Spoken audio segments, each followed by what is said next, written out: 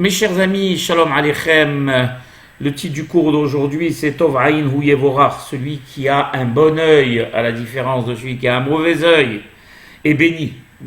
Quelqu'un qui a un mauvais œil, c'est quoi? C'est quelqu'un de mesquin qui ne se réjouit pas pour vous, qui vous voit toujours avec un côté négatif et qui attire sur vous malheureusement des désagréments. Alors il faut bien savoir, on m'a souvent posé la question, ne pas donner aussi une force disproportionnée à ces personnes, s'en écarter, je vous le dis tout de suite, comme de la peste. Couvrir même nos enfants quand on se trouve en leur compagnie, en étaler le moins possible, en dire le moins possible, on va le voir dans la paracha d'aujourd'hui. Ça existe, c'est quelque chose qui existe, c'est un concept spirituel qui est bien loin du monde moderne dans lequel nous vivons, qui est l'ère de la technologie, du rationnel. Mais nous, juifs, croyons en la puissance de la spiritualité et aux puissances des forces du mal. Quelqu'un qui a Aïn Hara, il est détenteur de ces forces, malheureusement, et il ne faut pas non plus lui attribuer des forces disproportionnées. Car il y a au-dessus de nous Akadosh Baruch Hu, nous on dépend directement d'Akadosh Baruch Hu. Et Akadosh Baruch Hu est là pour nous protéger et pour faire barrière à ces forces du mal, comme on va le voir ici dans la paracha de cette semaine. Alors, le cours d'aujourd'hui est un petit peu plus long d'habitude, mais je vais aller un petit peu vite. Il concerne encore une fois paracha Hayé Sarah, parce qu'il y a beaucoup de thèmes intéressants dans cette paracha. J'en ai développé un tout à l'heure, j'en redéveloppe un tout de suite. Il concerne le moment où Avraham Avinu a envoyé Eliezer, son évêque, pour aller chercher une femme à son fils Isaac. On sait que Avraham Avinu s'écartait des Cananéens comme de la peste, puisque le Canaan était à Our, Canaan, une nation maudite. Et Avraham Avinu ne voulait pas que son fils Isaac épouse une femme cananéenne, et donc il a envoyé Aram Naharaim chez Lavan, le frère de Rivka, pour justement trouver une femme à son fils Isaac. Et au moment où Eliezer, il a réussi, bien sûr, on le voit, sa mission avec brio, et il vient pour prendre Rivka à la maison de la maison de chez son père, on voit que l'accompagne son frère et sa mère, le frère Lavan, le Rammaï, le Racha, et la mère aussi de Rivka. Et il faut une bénédiction à Rivka, on le voit dans la Torah, il y a marqué Achotenu, Athil et Alferevava, ils bénissent leur sœur, donc, et ils lui disent que tu sois justement, que tu aies une descendance nombreuse, que tu sois vraiment, que ta descendance compte en millions. Alors maintenant, on va aller dans un autre sujet complètement, vous allez voir.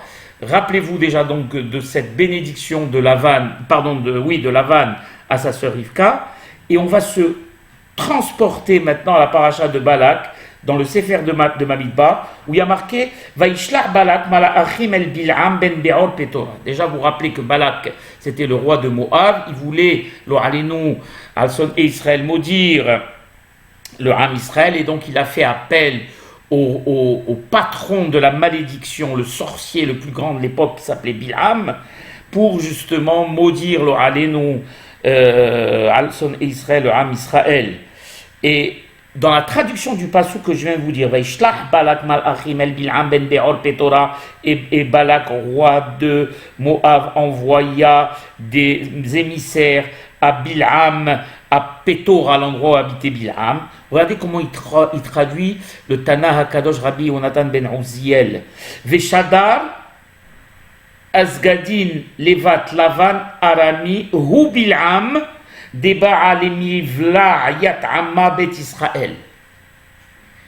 et dans la traduction, il ne dit pas Veshadar Agdazin Levat Bil'am, il dit Veshadar Asgadin Levat Lavan Arami Hu Bil'am.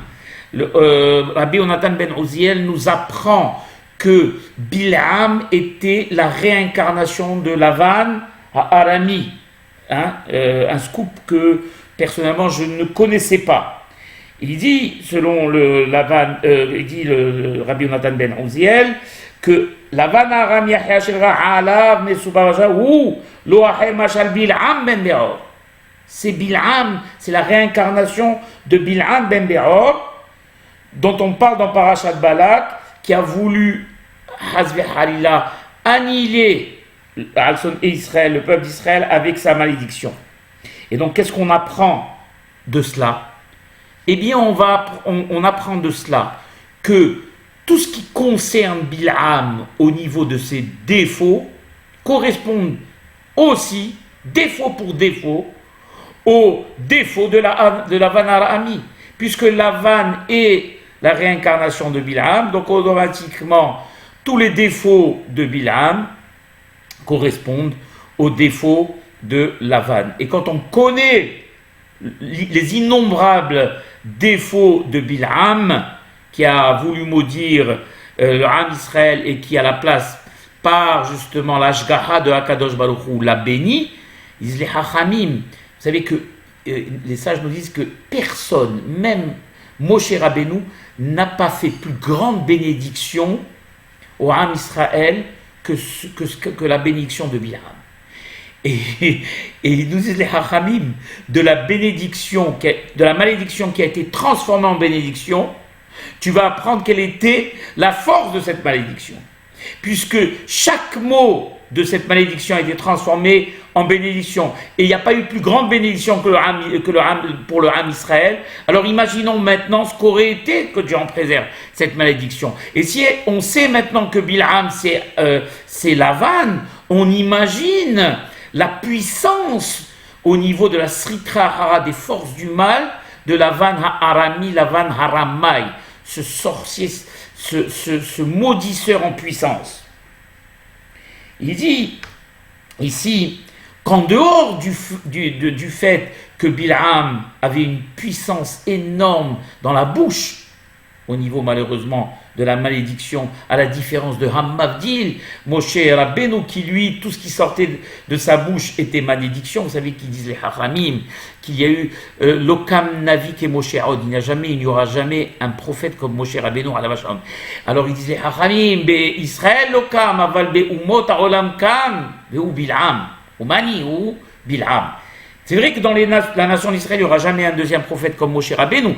Par contre, il disait Hachamim, dans les notions du monde, on a eu droit à Bil'am. Bil'am qui est le contrepoids, Zele Umat Ze'asha, Kadosh Baruch Hu. Kadosh Baruch Hu, toujours au contrepoids d'Akdusha, il y a la Tum'a.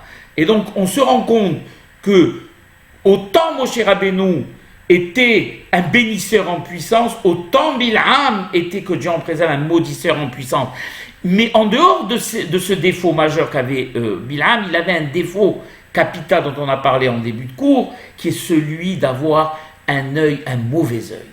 Disent les Hachamim, comment on le sait dans la paracha de Balak même, Vaïssa Bil'am et Ena Vayar et Israël Shochen Mishvatav Vatehi Alav Ruach Elokim. Qu'est-ce qu'il a fait? Il marchait Bil'am, il s'est mis en hauteur sur une montagne, et il a vu d'en haut de cette montagne tout le Ham Israël en contrebas. C'est que le camp du Ham Israël s'est allé sur 12 km². Et tout était en ordre, disent les Hachamim, que l'ordre dans lequel étaient disposées les tentes était un ordre hautement, hautement saint. Il correspondait, il y avait au milieu le Aaron Abérit, il y avait tout le camp des Kohanim, le camp des Lévim, il y avait 3 tribus dans chaque point cardinal. C'était vraiment, selon, ils disent les Hachamim, même ce qui se passe dans les Olamot Ha'ilyonim, dans les mondes célestes. C'était l'équivalent de ce qui se passe dans les mondes célestes au niveau de la disposition. Tellement tout était fait. Et donc Bil'am, quand il est monté, il a vu tout ça. Il a voulu, comme on dit dans un langage aujourd'hui courant, zioter le Ham Israël. Et on le voit ici, Vaïssa Bil'am et Enav. Et Bil'am leva ses yeux, Vaïar. La jalousie, la mesquinerie, l'envie de détruire, Hazve Halila. Vaïar et Israël, Shochen Ishvatav. Il a vu le Ham Israël, comme il est marqué, Mizot Anishkafa, Kemosha Haryafa. Kalevana baraka haima ayuma kanit galot mizot anishkafai. Il disait le roi Salomon, qui sait cette ce peuple qui brille comme cela, Mizot Anishkava Kemosha'ar, comme vous savez l'aube quand il va poindre et que le soleil va sortir, le Ham Israël était comparé à cela. Et ça, Bil'am l'a vu, il a détesté cette vision, parce que c'était l'antithèse de tout ce que lui n'était pas. Et donc il a voulu les zioter. Et Akadosh Baruch Hu l'a puni, comme le dit le Zohar à Kadosh. Il y a marqué il a voulu les zioter parce qu'il avait cette puissance. Il connaissait, ils disent les Hachamim, le moment où Akadosh Baruch Hu, où Akadosh Baruch Hu est en colère. Il a voulu utiliser ce moment pour retourner la colère de Akadosh Baruch Hu sur le Ham Israël. D'accord? Comme je l'ai dit en début de cours, en réalité, la personne qui a mauvais œil n'a pas de puissance propre. Il sera puni pour ce mauvais œil, pour ce défaut grave. Parce que le mauvais œil émane de quoi? D'un mauvais fond. Donc il est puni pour ce mauvais fond. Mais en même temps, malheureusement, il attire sur vous des forces négatives. Et donc, Bil'am a voulu utiliser ces forces négatives pour maudire le Ham Israël avec son œil. Et s'il n'y avait pas Kadosh Baruch Hu, il disait le Zohar Kadosh, qui a, comme s'il avait étalé, on va dire, un genre de couverture sur le Ham Israël, et bien que Dieu en préserve, Havamea Bedlon Bistaklut Ale'enoi, il aurait malheureusement atteint son objectif, lo Alenu. Il dit Umas vata yahav kucha berechu l'Israël be'aishata Daoud irti vatehi alav ruach elokim. Vous voyez dans le passage comment on le sait qu'Akadosh Baruch Hu a protégé le Ham Israël par l'aura céleste, par la présence divine, comme un écran sur l'œil de Bil'am. Il y a marqué Vayar et Israël shochen lishvata vatehi alav ruach elokim. Tout de suite vint sur lui, on va dire, l'écran, la protection divine qui a protégé le Ham Israël. Il dit ici le Zohar que Bil'am a levé ses yeux impurs pour regarder le Ham Israël, pour leur mettre sur eux Aïn Ra, pour malheureusement que Dieu en préserve les Abbedam min Haolam. Mais Akadosh Baruch Hu, Berahamav, comme d'habitude, a protégé son peuple et il empêchait cette catastrophe. C'est comme un père qui voit venir au loin un homme qu'il connaît comme étant quelqu'un de mesquin et de vil et de méchant. Alors il couvre tout de suite son fils pour l'empêcher, pour que l'autre ne le voit pas. Comme il le protège, comme on protégerait une pierre précieuse. Il dit ici le Hacham, chez Lavan Arami, no Bil'am Arashai, quand on dit que Lavan Arami, il était Bil'am Arashim, Sachaya Lavan Arami, Koach Norave Ayom Alatarataïn Rahaba Hirim. Donc, puisqu'on sait que maintenant que Bil'am c'est Lavan, donc, et que Bil'am avait cette puissance du mauvais œil, donc on en déduit par là que Lavan lui-même était à l'origine le détenteur justement de sa Aïn Ra, jusqu'à justement danger de mort, et dit ici le Hacham, Rahaman al-Islam.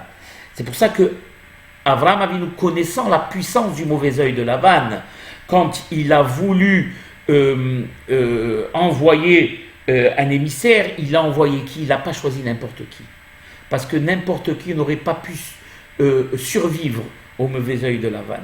Il a envoyé qui? Eliezer. Eliezer, ce tzaddik kadosh. Et quelle était la particularité? Il dit ici le Hacham de Eliezer, qui avait la possibilité justement de s'opposer au Aïn Ra de Bil'am et ne pas être touché par ce Aïn Ra. Il dit ici la qualité de Eliezer, eh bien on la retrouve dans le nom de Eliezer. Ils disent les Hachamim, quand vous prenez les lettres de Eliezer, Aleph, Lamed, Yud, Aïn, Zayin, Resh, c'est quoi? Aïn, Lora'ata, Elokim, Zulatra, Ya'ase. C'est un passouk de Yeshaya. Aïn, Lora'ata, Elokim, Zulatra, Ya'ase. L'œil qui n'a pas vu quelqu'un d'autre que toi, Seigneur, lui réussira, fera. Ça veut dire quoi? Ça veut dire qu'il avait ce qu'on appelle comme nous les grands tzadikim, le Baba Saleh Alav Shalom, Rabbi Raphaël Berdougou Alav Shalom, toutes ces grands tzadikim qu'on connaît, le Rav Kadouri, ils avaient quelque chose de très important. et surtout la famille Abersera, on retrouvait ça chez eux, c'est ce qu'on appelle Shmirat Aïn. C'est-à-dire qu'ils protégeaient leur vision. Ils faisaient en sorte de ne jamais, Rahamana, voir quelque chose, une image qu'ils ne devaient pas voir.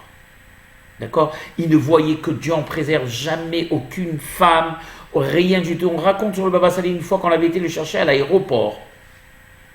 Et furtivement, il n'avait pas le choix, je crois qu'une hôtesse ou quelqu'un, une femme était passée devant lui, raconte que le Baba Saleh, pendant 1 mois, il a été marqué par cette vision furtive, et pour l'extirper, il a jeûné pendant des jours. Tellement, imaginez un petit peu une vision, une femme qui était habillée b'tsniout, et il était dans un aéroport public. Malgré tout, il faisait en sorte toujours d'avoir toujours une vision propre. Et Eliezer Hachamim n'a jamais regardé aucune femme à part la sienne. Et comme il avait cet œil propre, eh bien, grâce à cet œil propre, il a pu résister au mauvais œil de Lavan à Arami. Il dit, qui avait aussi cet œil propre, eh bien, Yosef Hatzadik alav shalom. Yosef Hatzadik alav shalom, on sait combien la femme de Potiphar a essayé de le séduire, et malgré tout, Yosef, imaginez, elle était sur lui du matin au soir, dans la même maison, elle a tout fait pour qu'il lève sa tête et qu'il la regarde. Elle a même mis, disent les Hachamim, un couteau sous son menton, pour qu'il soit obligé de redresser sa tête, et malgré tout, il n'a pas redressé sa tête. Et bien grâce à ça, ils disent les Hachamim, il a été béni par, même au moment où il a été nommé vice-roi d'Égypte, quand il est sorti avec sa tenue, il était d'une beauté, tout le monde le sait, je n'apprends rien, d'une beauté incroyable. Toutes les filles d'Égypte étaient au balcon à lui jeter des bijoux, à lui jeter des fleurs pour qu'il lève la tête et qu'il les regarde. Il n'a jamais regardé aucune femme à part la sienne, jamais. Yosef Hatzadik, il avait un œil propre. On sait que malheureusement, les mauvaises images, les mauvaises visions marquent la Neshama et la rendent impure. C'est pour ça que cette tzadikim faisait attention. Attention, c'est pour ça que quand vous sortez dans la rue, ne soyez pas étonnés, vous allez à Bnei-Brak ou dans des endroits où il y a des orthodoxes, de mettre, quand vous les voyez mettre un chapeau sur les yeux, eh bien ils ont bien raison de le faire, parce que malheureusement, de plus en plus dans les rues d'Israël, on a des affiches qu'on ne doit pas avoir, des images qu'on ne doit pas voir, qui marquent fortement la neshama de la personne, et ces tzadikim le savent. Et c'est pour ça que Yosef a été béni par Ben Porat Yosef, Ben Porat Alehaïn. Quand on veut justement qu'Akadosh nous protège ou protège nos enfants ou nos proches du Aïnara, qu'est-ce qu'on dit? Ben Porat Yosef, Ben Porat Alehaïn, Al Tikre Alehaïn, et là, Olehaïn. Ça veut dire quoi, Ole? Ole au-dessus de Haïn, tous les descendants de Joseph. Et Joseph était au-dessus, contrôlé, au-dessus du mauvais œil. Le mauvais œil ne pouvait jamais les atteindre. Il dit en plus de cette qualité de Shmirat Ha'ayin qu'avait Eliezer, qui était là justement pour le protéger du Aïn Hara, Abraham Avinu, il lui a même aussi donné en secret un nom sacré d'Akadosh Baruch Hu. Je vais vous l'apprendre. Ce nom sacré d'Akadosh Baruch Hu, s'appelle, on ne peut pas le prononcer bien évidemment, je ne le connais pas, donc je ne pourrai pas le prononcer, mais il se lit He Aleph Aleph. He Aleph Aleph, qui fait partie des 72 noms sacrés et secrets saints d'Akadosh Baruch Hu, et on retrouve ce nom sacré au moment où Abraham il a envoyé Eliezer justement en mission. Il y a marqué Hashem, il lui a dit à Eliezer, Hashem Eloke Aleph, Hashamaim He, Asher Aleph. Donc on retrouve le nom Aleph, Aleph et He. Donc Aleph Eloke, He Hashamaim, Asher, allez, voilà la première fois. Asher li kahani bet avim esmolati, vachadibeli, vachadishbali, les mots, les alakha. Encore une fois, on le voit. Eten, Aleph, et, Aleph, haaretz, he. Bien sûr, tout cela dans un pasouk qui a toute sa place, dans lequel il dit, il bénit Eliezer, lui dit, le Dieu du ciel qui m'a pris de la maison de mon père et de ma terre natale et qui a parlé avec moi, qui m'est apparu, qui a juré en ces termes en disant qui donnera à ma descendance cette terre bénie d'Israël, où il t'enverra à toi Eliezer dans ta mission un malach et qui t'accompagnera et tu arriveras justement à vaincre ce rachat de Lavan et à ne pas succomber à son haïn, et tu ramèneras une femme pour mon fils Isaac. Maintenant, on comprend que il marchait mot Lavan, en réalité, il a voulu maudire sa sœur, il a voulu lui mettre à l'intérieur du haïn hara. Pourquoi? Parce qu'en mettant du haïn à l'intérieur sur sa sœur, eh bien les descendants Hazvehaïla du Ham Israël qui sortiraient, qui seraient engendrés par elle aussi, malheureusement seraient Hazvehaïla Israël maudits. Et Savram sans douter, et Eliezer qui est un tzaddik kadosh sans douter. Quand il a dit, et c'est pour ça qu'il a dit, on est étonné de cette beracha de Lavan, dont on a parlé en début de cours. Qu'est-ce qu'il a dit en réalité, Lavan? Ahotenu at haï le alfe revava. Et comme Eliezer a senti que Lavan voulait mettre du haïnara à l'intérieur sur sa sœur, eh bien, par sa kdusha, sa sainteté, il a transformé, il a retourné la situation et il a fait dire justement cette beracha à Lavan, qui en réalité, à l'intérieur, a prononcé ce nom sacré qu'a donné Abraham Avinu à Eliezer pour le protéger du haïnara. Et c'est Lavan lui-même qui a donné ce nom sacré en disant, regardez, Ahotenu Aleph, At, Aleph, Ahaï, soit. Ahotenu, notre sœur, toi, sois. À l'intérieur avait ce nom divin, et grâce à cela, il a annulé le haïnara qu'il voulait mettre sur sa sœur, bien sûr, sans rendre compte. Qu'est-ce que je viens vous apprendre dans tout cela, mes chers frères et mes chères sœurs? Quelque chose de très important. Il va nous dire ici le Hacham, mais de cette chose, de tout ce que je viens de vous dire jusqu'à maintenant, on apprend qu'on doit s'écarter des gens mesquins, mes frères et mes sœurs, qui sont jamais contents de votre réussite, qui sont jamais contents du bien qu'Akadosh Baruch Hu vous donne. Vous savez pourquoi ces gens-là sont comme ça? Mais parce qu'ils ne sont pas des minimes, parce qu'ils ne sont pas croyants. Quelqu'un qui est mesquin, qui a de la peine, qui souffre de vous voir réussir, c'est parce qu'il pense que la réussite est quelque chose de naturel, d'accord? Et qu'elle ne s'est acquis que par votre travail. Or, quand on est croyant, on sait que c'est Akadosh Baruch Hu qui se distribue les bienfaits. Et quand on est croyant, on sait que si on fait ce qu'il y a à faire de son côté, on n'a pas besoin, Hazvehaïla, d'être jaloux de notre voisin, de notre frère.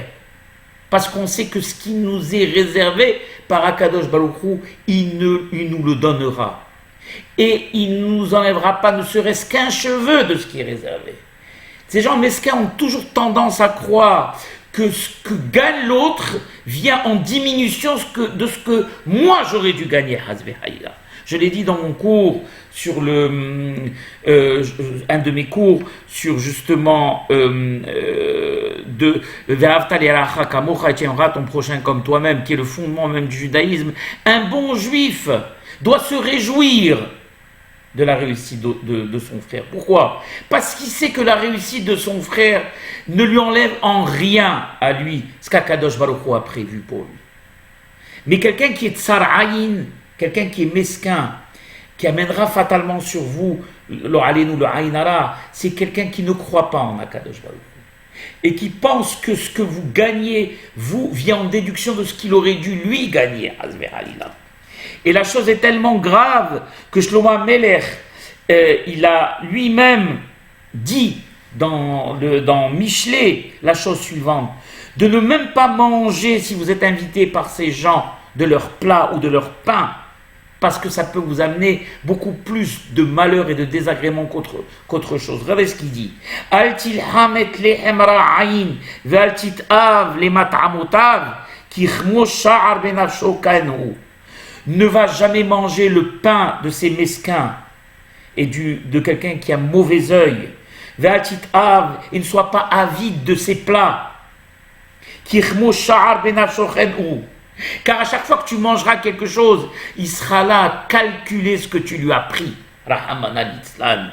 Regardez un petit peu. Pourquoi ? Parce qu'il pense que tu lui manges de ce qui lui revient. Et donc au lieu de se réjouir, quand on est reçu par quelqu'un, on sait tout de suite de quel type de personne il s'agit. Quand il vous ouvre sa maison, il sort tout ce qu'il a à l'intérieur de sa maison. Il vous donne ses meilleures bouteilles, ses meilleurs plats, qui courent dans tous les sens pour vous faire plaisir. Vous savez que c'est Raïn Tov. Et quand quelqu'un est là à garder, à vous sortir toutes ces mauvaises choses, tout ce qu'il a de moins cher, tout ce qu'il a de moins bon, et qu'il vous invite parce qu'il est obligé de vous inviter, parce qu'il attend quelque chose en contrepartie, la hamana, même la nourriture ne vous passe pas, elle vous reste en travers de la gorge. C'est ce qu'il dit ici, Shlomo HaMelech, l'homme le plus sage du monde. Il dit, ne sois pas prompt à les manger chez quelqu'un qui est ra'ain, qui est mesquin. Et ne sois pas avide des plats qu'il t'offre. Kikmo sha'ar benafsho. Sha'ar en hébreu, c'est quelqu'un qui calcule, qui dose. Donc à chaque fois que tu prendras quelque chose, ça lui fera un mal fou, Rahman al-Islam. Et ça va te rester en travers de la gorge, Rahman al-Islam. Comme il dit Rabbi Yoshua ben Levi. En notinko shel beracha levarech ela letov ayin. Quand on doit donner un kos de beracha, du vin pour faire une bénédiction à quelqu'un, on le donne qu'à quelqu'un qui a ayin tov. Comme il est marqué, tov ayin hu yevorach, ki natan milachmo ladal. Il y a que celui qui a bon œil, qui a un bon œil, qui peut bénir. Pourquoi ? Parce qu'il a donné à manger aux pauvres. Al tikra yevorach, il dit ici, ela yevarech, tov ayin hu yevorach. Bien sûr, celui qui a bon œil, il sera béni, mais en même temps, il disait, il n'y a que lui qui peut bénir. Tout simplement pourquoi ?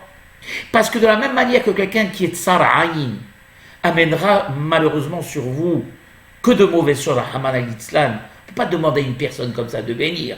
Parce qu'au lieu de bénir, que Dieu en préserve, il va amener le contraire. On ne peut demander qu'aux personnes, généreuses, qui elles seules peuvent vous attirer la bienfaisance divine.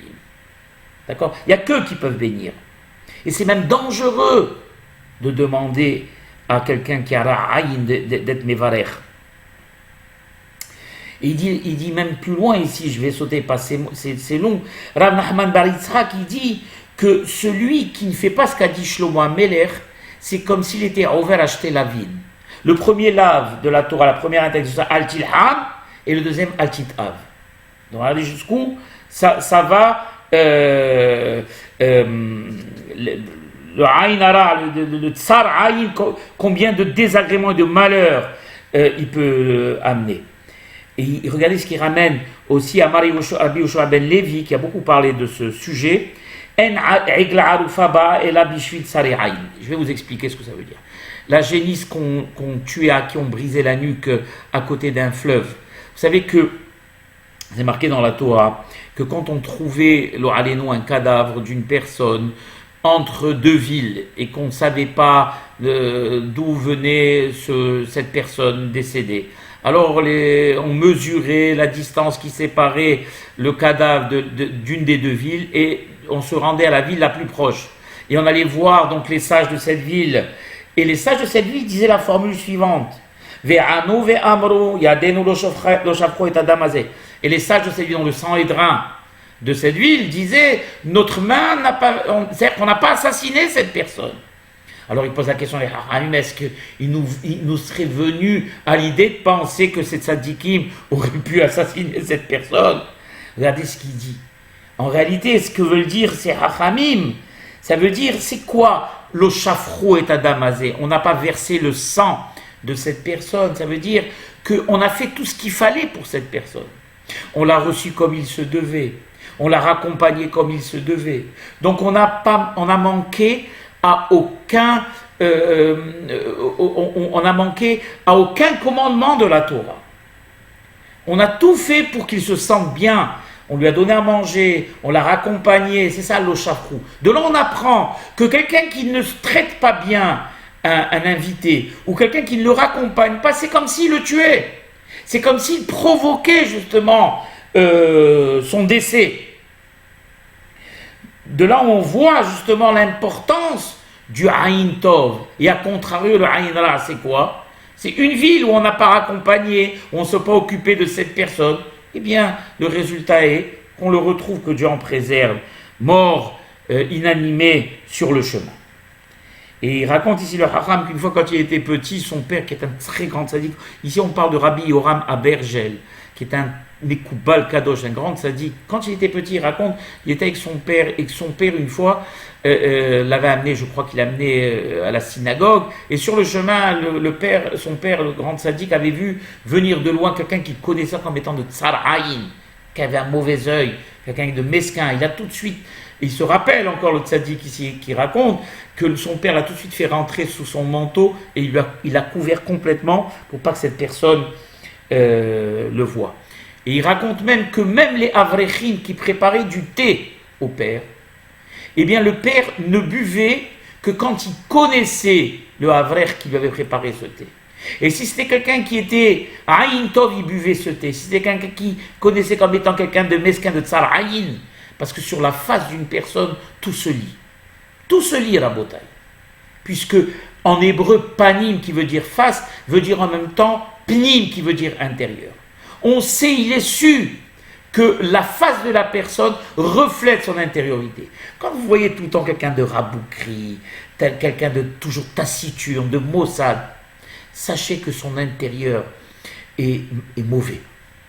Et quand vous voyez quelqu'un toujours de souriant, d'avenant, de gentil, eh bien c'est le reflet de son intériorité. Vous pouvez entièrement lui faire confiance. Vous pouvez manger ce qu'il vous donne à manger. Vous pouvez boire ce qu'il vous donne à boire sans craindre que Dieu en préserve qu'il aura quelque chose. Et mieux que ça, quelqu'un, même qui n'a pas les moyens, quelqu'un qui partagera avec vous un bout de pain à la bouteille, un bout de pain, et qui a un bon œil, qui a un Aïn Tov, et bien ce petit morceau de pain, vous verrez grande bénédiction à l'intérieur de vos intestins. Oui, Rabotai, quand vous l'entendez. Et quelqu'un qui a mauvais œil, même s'il vous offre les plats et les mets les plus délicieux, eh bien, que Dieu en préserve, vous n'en profiterez pas, la Haman al-Islam. Et là, je vais conclure et vous dire quelque chose de très important, mes frères et sœurs. Vous qui avez l'habitude de vous rendre sur les réseaux sociaux, vous qui avez l'habitude de diffuser sur les réseaux sociaux, Rabotai, écoutez votre frère Yaakov, qui a le mérite, Baruch Hashem, d'avoir beaucoup lu et d'avoir beaucoup étudié. Et j'ai étudié beaucoup de ce que nous disent les Hachamim. Je vois ici que beaucoup de personnes, à chaque occasion, à chaque réjouissance, à chaque réussite, à chaque succès, ils s'empressent de diffuser cela sur les réseaux sociaux, sur Facebook, sur, je ne connais même pas les noms, sur Twitter, sur Instagram. Et il ne s'est pas encore marié, il vient à peine de se marier, que tout de suite, tout le monde le sait.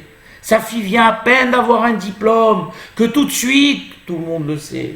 Il vient de faire une affaire ou d'acheter une voiture, qu'il tout de suite se photographie à côté de cette voiture et il diffuse tout ça au vu, au su de tout le monde.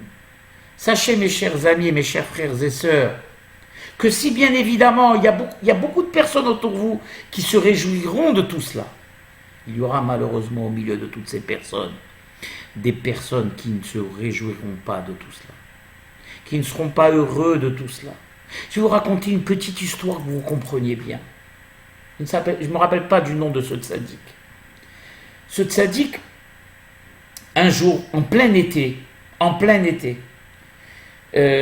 savez, à l'époque, dans les années 60, 65, il y avait beaucoup de misère à Yerushalayim. Et ce tzaddik Baruch Hashem, il avait été nanti, Akadosh Baruch Hu, il lui avait donné Baruch Hashem l'aisance, et il avait les moyens. Il n'était pas riche, mais il avait les moyens. Et Baruch Hashem, il était Mevorach Yeladim. Et un jour, sa fille, en plein milieu de l'été, elle dit à son papa, « Papa, s'il te plaît, donne-nous de l'argent, on va acheter des esquimaux. » Et le papa lui a dit, « Non, ma fille, je ne te donnerai pas d'argent pour acheter des... »« Mais pourquoi, papa, on a envie d'esquimaux ?»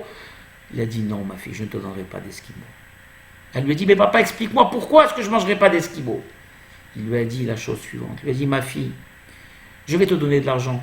Tu vas aller acheter des esquimaux. Tu vas manger avec tes frères des esquimaux devant plein d'enfants qui n'ont pas les moyens, eux, de le faire.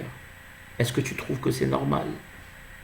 Est-ce que tu trouves qu'on ne doit pas s'associer au malheur des autres? Et si nous, Baruch Hashem, Akadosh Baruch Hu, nous a menti, on doit faire de la tzedaka, on doit aider les pauvres, mais on ne doit sûrement pas étaler notre bien-aisance aux yeux des gens et des personnes, parce qu'on va les chagriner, on va leur faire de la peine, Rahman al-Islam. Aujourd'hui, malheureusement, c'est devenu quelque chose de courant. Avant, les gens connaissaient l'importance de la discrétion, l'importance de ne pas étaler, de ne pas montrer. Rahman al-Islam, mes frères et mes sœurs, faites attention, même si on est en 2021, ou en 2020, bientôt en 2021, eh bien, le Aïn Hara existe, Rabotai. Ce principe, ce concept du Aïn Hara nous vient des Hachamim. Les Hachamim, leurs paroles sont éternelles. Et même si vous pouvez penser qu'aujourd'hui on vit à l'heure de la technologie et que tout ça sont des concepts dépassés, ce ne sont pas des concepts dépassés. Le Aïn Hara, le Tsar Aïn, le mesquin existe. Faites-vous petit, discret. N'étalez pas vos réussites. N'étalez pas votre bien-aisance, n'étalez pas l'intérieur d'aujourd'hui. Je vois que les gens photographient tous les recoins de leur maison, filment la grandeur de leur piscine. Baruch Hashem, Dieu fasse qu'Akadosh Baruch Hu vous ajoute en 1000. Je me réjouis à chaque fois, comme il dit le Rav Ben Chetrit. Plus il y a des juifs riches, moins il y aura de problèmes. Halvaï, que tout le Ham Israël soit riche. Malheureusement, ce n'est pas le cas. Malheureusement, il y a des personnes qui ont besoin, il y a des personnes qui, le 5 du mois, n'ont plus de quoi remplir leur frigidaire et vous trouvez normal de leur étaler. Kakadosh Baruch Hu Hanan Otanu, Rahman al-Islam, mes frères et mes sœurs, faites attention ici, je le dis. Et je vais vous apprendre quelque chose aussi. Lire tous les Motsae Shabbat. Il y a dans les Sidurim, dans Motsae Shabbat, 11 Pesukim qui sont dans le Tanakh et qui commencent avec la lettre Nun et qui terminent avec la lettre Nun. Il y a une Ségoula importante pour vous protéger de la sorcellerie et du Aïn Hara.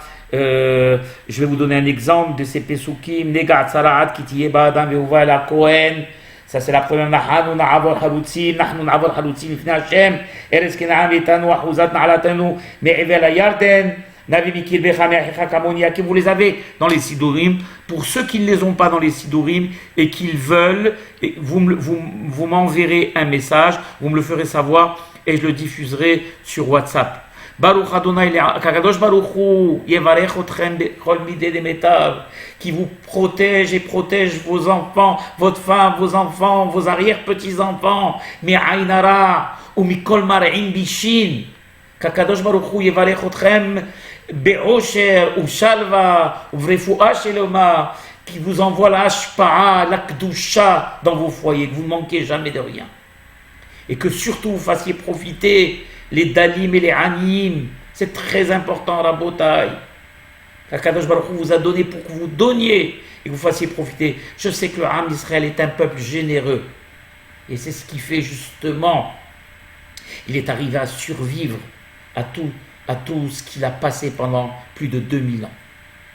Et Ratson, Shishlach HaKadosh Baruch Hu Mashiach Tzidkenu Bimera Be'avenu V'yahish Geulatenu Amen ve Amen.